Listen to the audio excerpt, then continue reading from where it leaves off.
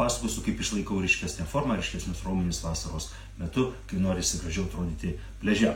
Pirmasis principas yra nevalgyti per daug kalorijų ir kad tai padaryčiau, man užtenka nevalgyti greito maisto, nesveiko maisto ir to tradicinio naminio maisto, cepelinų, koldūnų, bulvinių blynų arba tai riboti iki 1 karto per savaitę. Antrasis principas yra, aš nevalgau 2 energijos šaltinių, tai yra riebalų ir angliavandenių viename valgyme.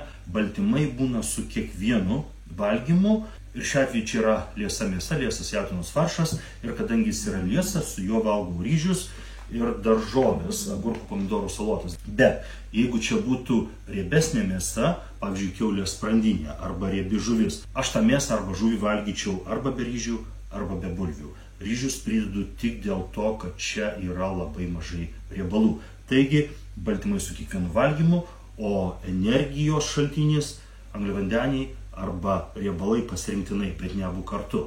Jeigu jums patinka arba jūs jaučiate, kad jums yra naudingas mano kuriamas turinys, tai dar daugiau atviresnės, asmeniškesnės informacijos yra mano Contribui platformoje. Ten kiekvienas žiūrovas turi galimybę užduoti man asmeninį klausimą ir gauti mano asmeninį atsakymą arba raštu, arba video formatu. Ir tokiu būdu aš pasidalinu savo žiniomis ir savo patirtimi.